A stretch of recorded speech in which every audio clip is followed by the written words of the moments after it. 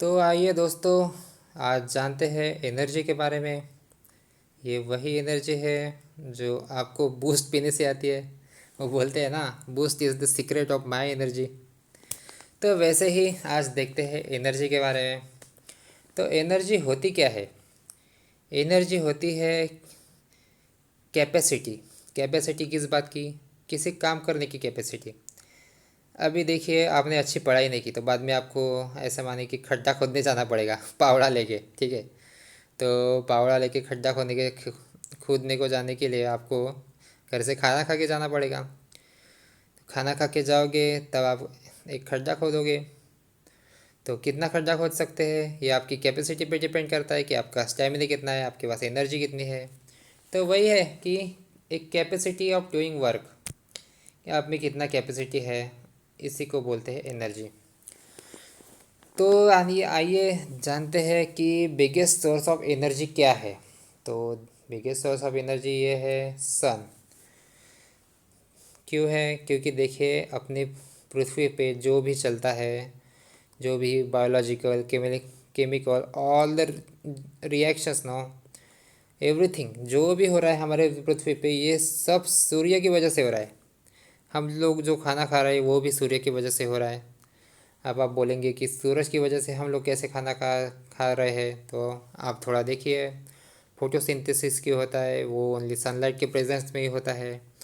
और फोटोसिंथेसिस से ही जो प्लांट्स है वो खाना बनाते हैं। तो इसके लिए कि सब सूरज से ही होता है।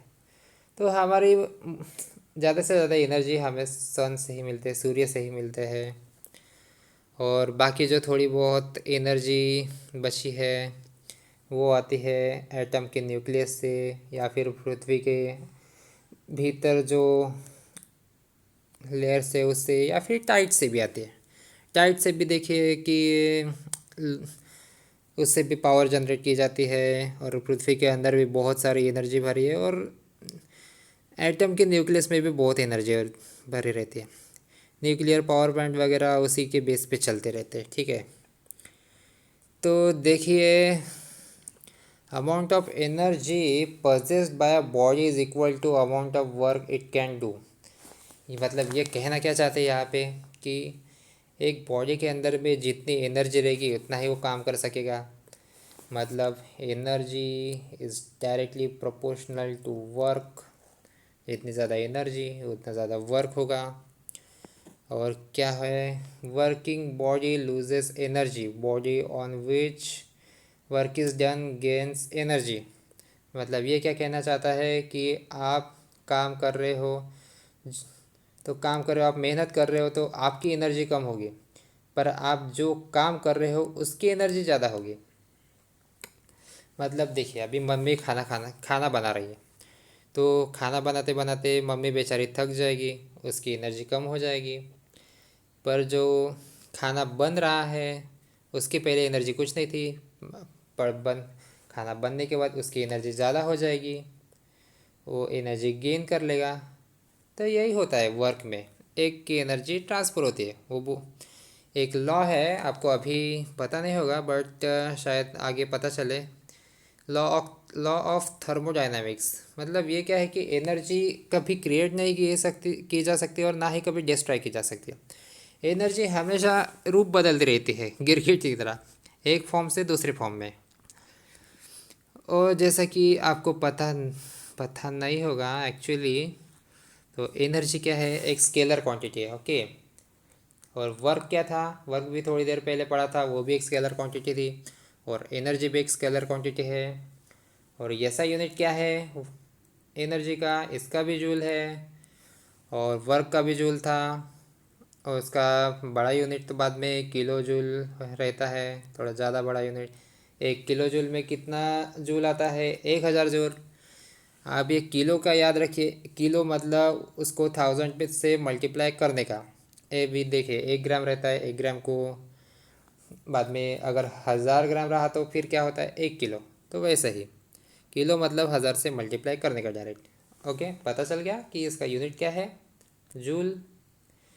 ओके। और क्या है कि energy required to do 1 joule of work is called 1 joule energy. क्या बोल रहे हैं यहाँ पे कि 1 जूल काम करने के लिए जो एनर्जी लगती है उसको बोलते हैं 1 जूल एनर्जी। ओके, तो अभी देखते हैं एनर्जी के कितने फॉर्म है। तो एनर्जी के फॉर्म है 8 प्रकार के फॉर्म है। कौन से है? Kinetic energy, kinetic energy, potential energy, heat energy, chemical energy, electrical energy, light energy, sound energy, nuclear energy. इसके बारे में आप आगे की कक्षाओं में पढ़ेंगे। तो अभी देखते हैं मैकेनिकल एनर्जी क्या होती है। मैकेनिकल एनर्जी होती है sum of kinetic energy and potential energy of a body is called mechanical energy. अभी थोड़ा थोड़ा मैं बता देता हूँ कि काइनेटिक एनर्जी क्या होती है। काइनेटिक एनर्जी ये होती है जो अपने मोशन से होती है, मोशन की वजह से होती है काइनेटिक एनर्जी। ओके, मोशन की वजह से। और पोटेंशियल एनर्जी क्या होती है कि अपने पोजीशन की वजह से होती है। मतलब देखिए कि एक बाइक जा रही है, एक बाइक जा रही है तो उसमें एनर्जी कौन सी होगी? उसमें काइनेटिक एनर्जी होगी। और अगर एक आदमी एकदम हाइट वाली जगह पे खड़ा है तो उसमें उसमें क्या होगी? Potential energy. उसमें मतलब उसमें पोटेंशियल है। देखिए एक बिल्डिंग पे वो आदमी खड़ा है, उसमें पोटेंशियल है। अगर वो बिल्डिंग से कूद गया तो बाद में क्या हो गया? पोटेंशियल एनर्जी कम होती जाएगी और काइनेटिक एनर्जी बढ़ती जाएगी। जैसे उसका स्पीड बढ़ता जाएगा वैसे।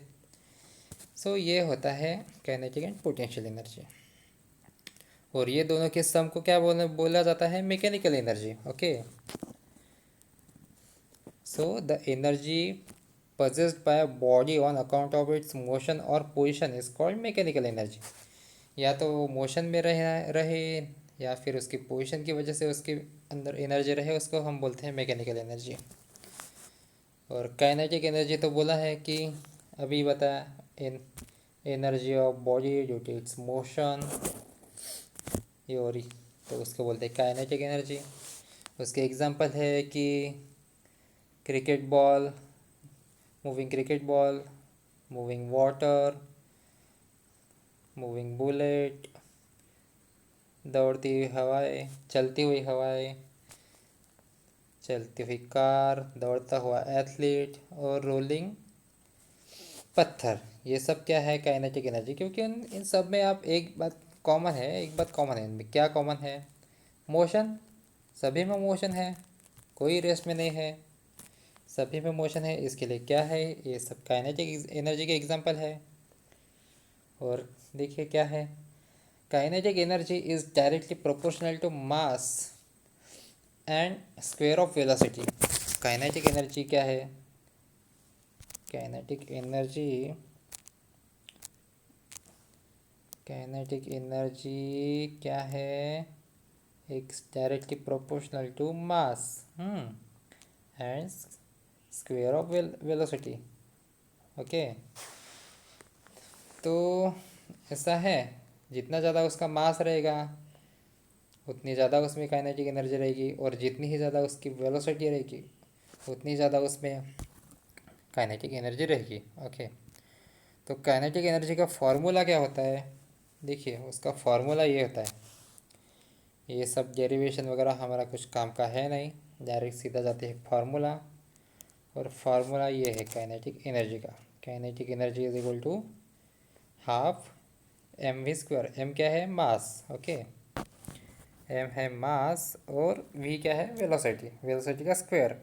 तो kinetic energy is equal to mass into velocity square by 2। Okay, ठीक है। और क्या है? पोटेंशियल एनर्जी भी देख लेते हैं। पोटेंशियल एनर्जी क्या है? The energy of body due to its position और change in shape is called potential energy. मतलब अगर किसी बॉडी की पोजीशन की वजह से या फिर उसके शेप में परिवर्तन की वजह से उसमें एनर्जी आती है तो इस एनर्जी को बोलते हैं पोटेंशियल एनर्जी। जैसे कि अभी बुर्ज खलीफा पे टॉम क्रूज चढ़ा था, तो वहाँ पे जब जाके वो बैठा था तब उसमें क्या थी, पोटेंशियल एनर्जी। हालांकि उसका चेंज, शेप में कुछ चेंज हुआ नहीं, बट ये जस्ट पोजीशन की वजह से हुआ। और चेंज इन शेप के बारे में उसका क्या एग्जांपल दे सकते हैं अभी। Change in shape is like एक रबर रबर बॉल है, उसको आपने ज़ोर से प्रेस करके रखा है तो वो क्या हो गया, कॉम्प्रेस हो गया। तो कॉम्प्रेस हो गया तो उसकी पोजीशन थोड़ी छोटी हो गई, मतलब साइज़ छोटी हो गई, उसका शेप चेंज हो गया, तो उसमें क्या आ गई, एनर्जी आ गई। अगर आप वो छोड़ोगे तो बॉल फिर से नॉर्मल हो जाएगा, या फिर इधर उधर भी जा सकते हैं, तो एनर्जी की वजह से ये सब होगा। तो इसी को बोल देख सकते हैं कि ये एक पोटेंशियल एनर्जी का एग्जांपल है। ओके, और एग्जांपल क्या देख सकते हैं, वाटर केप्टिंग डैम। तो कैसा है कि डैम में जो पानी रहता है वहाँ, वो क्या करते हैं, वो ऐसे डैम से नीचे गिराते हैं टरबाइन पे गिराते हैं। उससे क्या होता है, टरबाइन पे पानी गिरा तो टरबाइन घूमने लगता है, और टरबाइन के घूमने से क्या होता है कि इलेक्ट्रिसिटी जनरेट होती है। दूसरा एग्जांपल देखते हैं कि spring wound up spring of toy car. हाँ, spring of a toy car मतलब क्या है, एक कार आती थी, ठीक है, अभी आती है कि नहीं पता नहीं, मैं जब छोटा था तब आती थी। वो कार को ऐसे पीछे पीछे खींचा ना, तो उसमें जो स्प्रिंग रहता था वो ऐसा राउंड हो जाता था, और ऐसा उसमें एनर्जी आती थी, और जैसे ही आपने छोड़ा ना, वैसे गाड़ी ऐसे एकदम ऐसे आगे जाती थी डायरेक्ट। तो ये होती है कि ये उसका एग्जांपल है, गाड़ी को पीछे करके बाद में आगे जाती थी। तो ये भी उसका एक एग्जांपल है। और थर्ड एग्जांपल बोले तो क्या है, बेंट स्ट्रिंग ऑफ बो। अभी देखा है आपने, ये रामायण महाभारत में आपने देखा ही होगा। उसमें ऐसे वहाँ पे जो सैनिक लोग रहते थे, ठीक है, तो वो क्या करते थे, ऐसे ऐसे बांध पीछे खींचते थे, तो वे स्ट्रिंग की पोजीशन चेंज होती थी। इससे क्या होता था, यहाँ पे एनर्जी आती थी। बाद में वैसे वैसे छोड़ा था, तो वो छोड़ने के बाद वो क्या होती थी, पोटेंशियल एनर्जी काइनेटिक एनर्जी में परिवर्तन हो जाती थी। तो ऐसा रहता था दोस्तों। अब पोटेंशियल एनर्जी को क्या, उस क्या फैक्टर्स अफेक्ट कर सकते हैं, उसको अफेक्ट कर सकते हैं मास, ठीक है। मास क्यों अफेक्ट कर सकता है, क्योंकि देखिए जितना ज़्यादा मास होगा उतनी ज़्यादा उसकी पोटेंशियल एनर्जी होगी। देखिए लिखा है, the more the mass of the body the greater the potential energy and vice versa. और जितनी जो अगर ग्रेटर पोटेंशियल एनर्जी होगी तो उसका मास भी ज़्यादा होना चाहिए। और दूसरा क्या अफेक्ट करता है कि उसकी हाइट कितनी है ग्राउंड से, जितने ज़्यादा हाइट पे होगा उतनी ज़्यादा उसमें पोटेंशियल एनर्जी होगी। और चेम जितना उसके शेप में चेंज होगा फोर्स अप्लाई करने से, उतनी ज़्यादा उसमें पोटेंशियल एनर्जी होगी, जस्ट लाइक कि स्ट्रेचिंग से, ट्विस्टिंग से, बेंडिंग से। ठीक है, ये भी थोड़ा याद रखिए। और पोटेंशियल एनर्जी का थोड़ा फार्मूला याद रखिए, उसका फार्मूला है mgh। ठीक है, mgh, m मतलब क्या है, m मतलब मास, ओके। और g मतलब क्या है, acceleration due to gravity, okay. या फिर आप बोल सकते हैं कि ग्रेविटेशनल पुल भी बोल सकते हैं उसको। और h क्या है, डिस्प्लेसमेंट, या फिर उसको हाइट भी बोल सकते हैं। तो उसका फार्मूला आपको याद रखना चाहिए, mgh, potential energy is equal to mgh, okay. ये देखिए याद रखिए यहाँ पे, potential energy is equal to mgh, where is g is equal to acceleration due to gravity, h is equal to height and m is equal to mass. ठीक है, तो आज के लिए इतना काफ़ी है। थोड़ा ये भी पढ़ा देता हूँ, law of conservation of energy. तो ये लॉ क्या बोलता है, थोड़ी देर पहले मैंने आपको बताया था, whenever energy changes from one form to another form total amount of energy remains constant. मतलब देखिए एनर्जी एक फॉर्म से दूसरे फॉर्म में गई ना, फिर भी टोटल एनर्जी कांस्टेंट ही रहेगी। जैसे कि एक पोटेंशियल देखो, एक आदमी चढ़ के सीढ़ियाँ चढ़ के एकदम टॉप फ्लोर पे गया, ठीक है, तो काइनेटिक एनर्जी से पहले उसके पास थी, जब वो यहाँ पे था उसके पास बहुत काइनेटिक एनर्जी थी। बाद में वो चलते चलते गया, काइनेटिक एनर्जी कम कम होते गई, बाद में टॉप पे पहुँचा। टॉप पे पहुँचा तो क्या हो गया, वो अभी वहाँ पे आके रुका तो काइनेटिक एनर्जी ज़ीरो हो गई। और अभी हाइट पे पहुँच गया, इतनी हाइट उसने कवर कर ली, तो क्या हो गया, उसमें अभी आ गई पोटेंशियल एनर्जी। अब वहाँ पे जाके उसमें पोटेंशियल एनर्जी आ गई। अब वहाँ से अगर वो नीचे कूदा तो फिर क्या हो गया, पोटेंशियल एनर्जी जैसे उसकी स्पीड बढ़ती जाएगी, कूदने के टाइम भी स्पीड बढ़ती है ना, acceleration due to gravity, gravity से भी हम एक्सलरेट होते। तो क्या हो गया कि जैसे उसकी स्पीड बढ़ती जाएगी उसकी काइनेटिक एनर्जी बढ़ती जाएगी, और पृथ्वी के सतह से उसका जो डिस्टेंस है वो कम कम होते जाएगा, तो उसकी पोटेंशियल एनर्जी वैसे कम होती जाएगी। ऐसा है वो। तो वही बोलते हैं ना, देखिए थोड़ी देर पहले मैं बोला था कि energy can never be created nor be destroyed. Energy कभी क्रिएट भी नहीं की जा सकती और कभी उसको डिस्ट्रॉय भी नहीं किया जा सकता। वो जस्ट हम उसको कन्वर्ट कर सकते from one form to another, but total energy तो हमेशा सेम ही रहेगी। ओके, अभी ये थोड़ा देखते हैं conservation of energy during free fall of body. Free fall में क्या है कि उसमें क्या होता है, पहले बॉल फॉल्स डाउनवर्ड, बॉल नीचे आता है तो नहीं, उसके पहले ये देखिए कि एक बॉल है, उसकी उसका मास है m, वो हाइट पे h, उसकी पोटेंशियल एनर्जी है mgh। ये तो मसाले जैसा लगता है एक्चुअली वो mgh है। तो जैसे ही बॉल नीचे आएगा उसकी हाइट डिक्रीज़ होगी, और हाइट डिक्रीज़ होने के साथ उसकी पोटेंशियल एनर्जी भी कम होगी।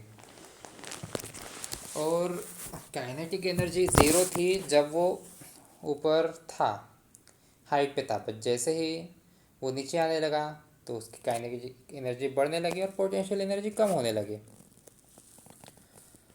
और क्या होता है कि पोटेंशियल एनर्जी और काइनेटिक एनर्जी की सम होती है, वो हमेशा सेम रहती है। मतलब देखिए यहाँ पे उसकी काइनेटिक एनर्जी जितनी थी और ग्राउंड पर टच होते उसकी, नहीं, यहाँ पे पोटेंशियल एनर्जी जितनी थी और यहाँ पे काइनेटिक एनर्जी जितनी थी जस्ट टच होने के पहले, वो हमेशा एक कांस्टेंट रहती है, सेम रहती है। वो कभी चेंज नहीं होती क्योंकि एनर्जी इज़ कांस्टेंट, नो, वो कभी चेंज होगी नहीं। ऐसा है। तो ठीक है, आज के लिए इतना काफ़ी है, फिर मिलते हैं।